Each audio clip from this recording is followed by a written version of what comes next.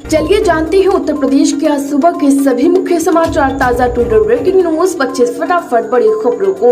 उससे पहले वीडियो को लाइक नहीं किया है तो लाइक कर दें और एक एक करके सभी खबरों को आखिर तक जरूर देखें। यूपी के मुजफ्फरनगर में मोदी के मंत्री बोले, क्या धर्म पूछकर हाथ मिलाएंगे, कुर्ते पर भी नाम लिख ले। यूपी सरकार ने प्लेट वाला फैसला ले वापस। जी हां, यूपी में कांवड़ यात्रा मार्ग पर दुकानदारों के नाम लिखवाने की योगी सरकार के फैसले से एनडीए के सहयोगी दल सहमत नहीं है। राष्ट्रीय लोक दल यानी आरएलडी अध्यक्ष और केंद्रीय राज्य मंत्री जयंत चौधरी ने कहा, यह फैसला ज्यादा सोच समझ कर नहीं लिया गया, अब फैसला ले ही लिया है तो सरकार उस पर टिकी हुई है। जयंत चौधरी ने नेम प्लेट वाले फैसले को वापस लेने की बात कही। उन्होंने चेतावनी देते हुए कहा कि अभी भी समय है, सरकार को फैसला वापस लेना चाहिए। अब कहां लिखे अपना नाम, क्या कुर्ते पर भी लिख ले अपना नाम, कि नाम देखकर हाथ मिलाओगे मुझसे। उत्तर प्रदेश में सिंचाई व जल संसाधन मंत्रालय में योगी सरकार करने जा रही है काम, जाने क्या। जिला मुख्यमंत्री योगी आदित्यनाथ की मंशा अनुसार उत्तर प्रदेश सिंचाई व जल संसाधन मंत्रालय को अब online web portal based software monitoring management system से लैस करने की प्रक्रिया शुरू कर दी गई है। इस क्रम में यूपी इलेक्ट्रॉनिक्स कॉर्पोरेशन लिमिटेड ने सॉफ्टवेयर डेवलपमेंट एजेंसी निर्धारण प्रक्रिया को ई निविदा माध्यम से शुरू कर दिया है। इस एजेंसी निर्धारण प्रक्रिया में यूपी आंसर से पहले इन पैनल सॉफ्टवेयर डेवलपमेंट एजेंसियां भी भाग ले सकती हैं। दरअसल उत्तर प्रदेश सिंचाई व जल संसाधन मंत्रालय में online monitoring management enabled software management system के विकास के लिए एक विस्तृत कार्य योजना तैयार की गई है। इसके अनुसार इस प्रक्रिया के तहत कार्य प्राप्त करने वाली एजेंसी को ऐसे सॉफ्टवेयर का विकास करना होगा जो कि online web portal based software होने के साथ ही data customization, progress, data feeding, tracking व मॉनिटरिंग समेत विभिन्न प्रकार की सुविधाओं से लैस होगी। सुप्रीम कोर्ट पहुंचा यूपी में कांवड़ रूट पर दुकानदारों के नाम को लिखे जाने का मामला, आज होगी सुनवाई।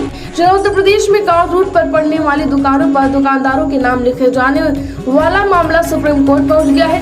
कोर्ट में याचिका दायर कर उत्तर प्रदेश सरकार के आदेश को चुनौती दी गई है। कोर्ट ने इस मामले में सुनवाई आज करेगा। उल्लेखनीय है कि यूपी सरकार ने पिछले ही दिनों आदेश दिया था जिसमें कांवड़ रूट पर पड़ने वाले भोजनालय समेत अन्य सभी दुकानों के बाहर दुकानदारों के नामों को लिखा जाना अनिवार्य है। काशी में महादेव टी शर्ट की सबसे ज्यादा डिमांड, सावन में पूर्वांचल के 22 जिलों से पहुंच रहे कारोबारी, पीतल की मूर्तियों का 4 करोड़ का कारोबार। जी हाँ, बता दें कि इस बार काशी पूरी तरह से सावन के रंग में रंग गई है। शहर में हर तरफ दुकानें सजी हैं।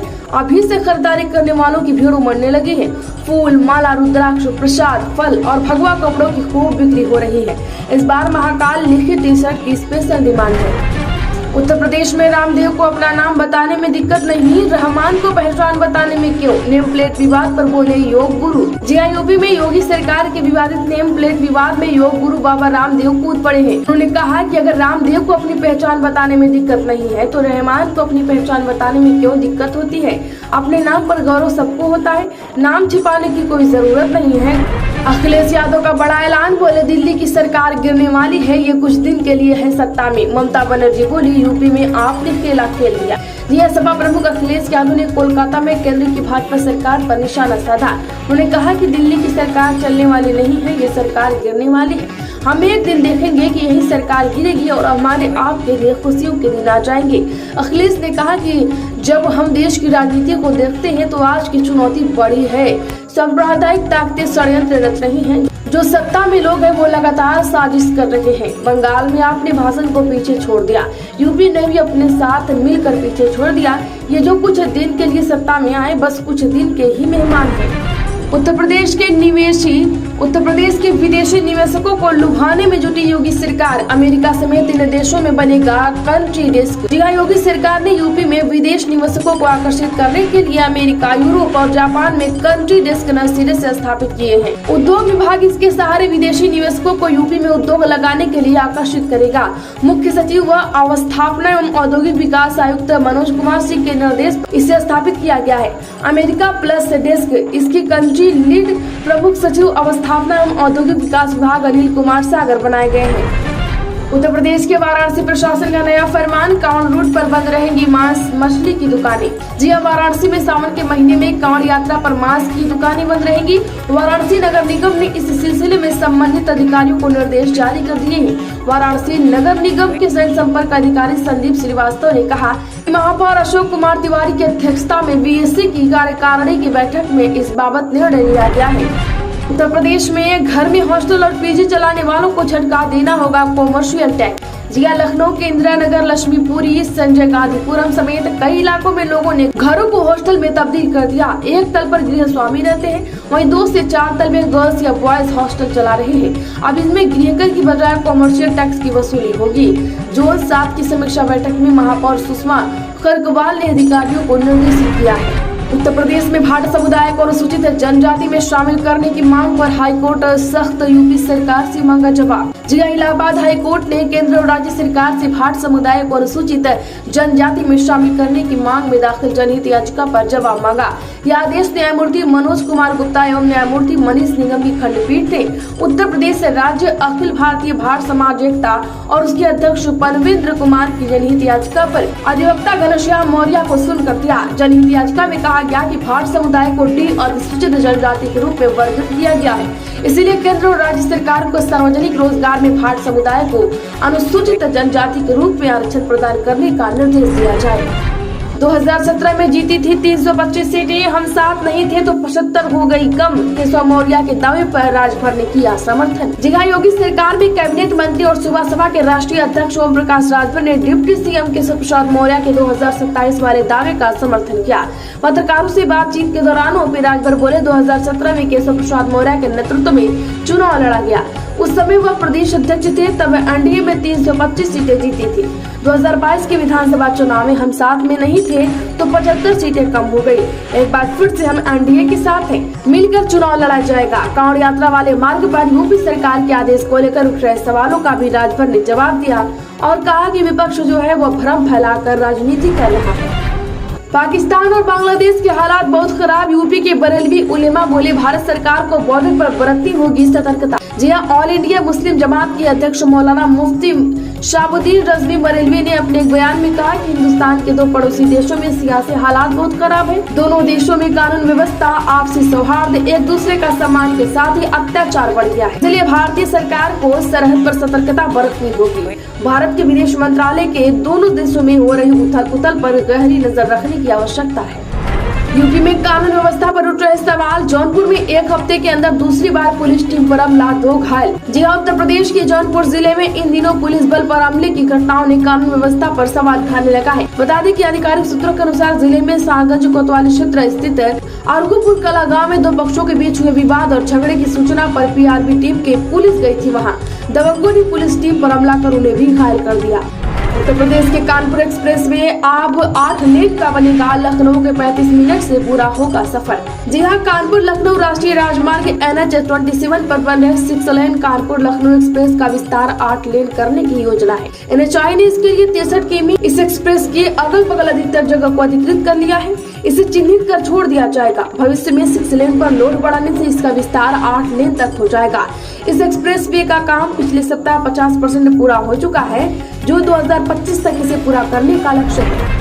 आप जैसे राजनीतिज्ञ की पार्टी को जरूरत है, अखिलेश यादव ने किसी नेता से कहा वापस ले लें अपना इस्तीफा। यूपी की बदायूं सीट से 5 बार सांसद रहे समाजवादी पार्टी के राष्ट्रीय महासचिव सलीम इकबाल शेरवानी का इस्तीफा पार्टी मुखिया अखिलेश यादव ने नामंजूर कर दिया है। अखिलेश यादव ने उन्हें अपना इस्तीफा वापस लेने को कहा। सलीम इकबाल शेरवानी को लिखे पत्र में अखिलेश यादव ने कहा, हमने विचार किया कि आप जैसे सफल राजनीतिज्ञ और श्रेष्ठ व्यक्ति की हमारी पार्टी को आवश्यकता है। उन्होंने लिखा है कि हम आपको पूरा सम्मान देंगे। मैं आग्रह करता हूं कि आप समाजवादी पार्टी में रहकर यथावत हमारा पहले जैसा सहयोग करें। कृपया अपना इस्तीफा समाजवादी पार्टी के हित में वापस लें। उत्तर प्रदेश के फतेहपुर में हॉस्टलों के लिए जारी हुआ बजट, बेहतर होंगी सुविधाएं। जी हां, समाज कल्याण विभाग की ओर से फतेहपुर में संचालित राजकीय कॉलेजों में अनुसूचित जाति छात्रावासों में सुविधाओं को और बेहतर किया जाएगा। इसके लिए विभाग ने 243.77 लाख रुपए जारी कर दिए हैं। यह जानकारी समाज कल्याण राज्य मंत्री स्वतंत्र प्रभार असीम अरुण ने दी। उन्होंने कहा कि जारी धनराशि से छात्रावासों की सुविधाओं को और बेहतर किया जाएगा, ताकि वहां रहने वाले विद्यार्थियों को किसी तरह की दिक्कत का सामना न करना पड़े। गुड न्यूज, ताजनगरी को सितंबर से मिलेगा एक और वंदे भारत ट्रेन का तोहफा। जी हां, ताजनगरी आगरा को 1 सितंबर से एक और वंदे भारत एक्सप्रेस का तोहफा मिल सकता है। रेलवे जयपुर से उदयपुर के बीच चलने वाली वंदे भारत ट्रेन को सप्ताह में 3 दिन आगरा फोर्ट से चलाएगी। ट्रेन उदयपुर आगरा फोर्ट के बीच कोटा होकर सप्ताह में 3 दिन चलेगी। रेलवे के सूत्रों का कहना है कि 1 सितंबर से ट्रेन सप्ताह में 3 दिन आगरा में चलना शुरू हो जाएगी। अभी यह ट्रेन उदयपुर से जयपुर के बीच में ही चलती है। बीजेपी में अब नारद राय ने दिखा तेवर, कहा तहसील हो या डीएम ऑफिस, पार्टी वर्कर की नहीं सुनते अफसर। यहाँ लोकसभा चुनाव में अपेक्षा के अनुरूप परिणाम नहीं आने के बाद से यूपी भाजपा में हर दिन कोई न कोई नेता अपना दर्द लेकर सामने आ रहा है। लोकसभा चुनाव के दौरान ही सपा छोड़ भाजपा में शामिल हुए नारद राय ने भी अब कार्यकर्ताओं की उपेक्षा का आरोप लगाया। नारद राय ने सैकड़ों कार्यकर्ताओं के बीच कहा कि हमारे जिले में बंदूक का नहीं, छुरी का भी लाइसेंस नहीं बन रहा है। यह छोटी बात नहीं है, लेकिन जाते जाते कलेक्टर ने एक संविदा पर काम करने वाले का लाइसेंस बनाकर हम नेताओं और कार्यकर्ताओं के मुंह पर तमाचा मारने का काम किया है। सीएम योगी की समीक्षा बैठक के दौरान 3 बार ट्रिप हुई बिजली, जनरेटर की ओर भागे इंजीनियर जाने फिर। दरअसल मुख्यमंत्री योगी आदित्यनाथ जब प्रयागराज में महाकुंभ की तैयारी की समीक्षा कर रहे थे तो इसी दौरान 3 बार बिजली ट्रिप हो गई। बिजली विभाग के इंजीनियर बाहर जनरेटर की ओर भागे। इस दौरान सीएम ने नाराजगी जाहिर की। उन्होंने बिजली विभाग के अफसरों से कहा कि अभी ये हाल है तो महाकुंभ की तैयारी में कैसे क्या करोगे। यूपी के मदरसों से छात्रों को निकाला बंद करे प्रशासन। अल्पसंख्यकों को अपने संस्थान चलाने का मौलिक अधिकार, मदरसा बोर्ड ने कहा। जी हां, all India Muslim personal law board ने बयान जारी कर कहा कि उत्तर प्रदेश, मध्य प्रदेश और अन्य राज्यों में विभिन्न बहानों से मदरसों के प्रारूप और पहचान को खत्म करने, उन्हें बंद करने और नुकसान पहुंचाने की कोशिश की आलोचना करते हैं। हम यह स्पष्ट कर देना चाहते हैं कि national commission for protection of child rights की ओर से दीनी मदरसों के बारे में राज्य सरकारों के दिए जाने वाला निर्देश सरासर गलत, गैर कानूनी और कमीशन की सीमाओं को कार्यक्षेत्र से बाहर है। यूपी की आबादी बढ़ाने में ये 2 जिले सबसे आगे। 27 जिलों में हम दो हमारे दो का नारा ताक पर। जी हां, आबादी बढ़ने की रफ्तार पर लगाम करने के लिए देश में वर्षों से गूंज रहे हम दो हमारे दो नारे को उत्तर प्रदेश के 27 जिलों ने ताक पर रख दिया है। शासन की तरफ से जारी हुई रिपोर्ट में इन सभी जिलों की कुल प्रजनन दर TFR यूपी की औसत से अधिक दर्ज हुई है। प्रमुख सचिव स्वास्थ्य की ओर से इन सभी जिलों की प्रजनन दर सुधारने के लिए अधिकारियों को सख्त दिशा निर्देश जारी किए हैं। उत्तर प्रदेश में इरफान की पत्नी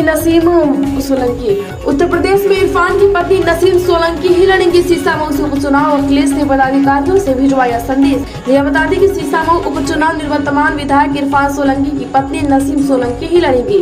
यह आदेश सपा के राष्ट्रीय अध्यक्ष अखिलेश यादव ने एक बार फिर राष्ट्रीय कार्यकारिणी के पदाधिकारियों के जरिए शहर के नेताओं को भिजवाया। क्या आपको भी यही लगता है? कमेंट करें, वीडियो को लाइक करें और ज्यादा से ज्यादा लोगों में शेयर करके हमारा सपोर्ट जरूर करें।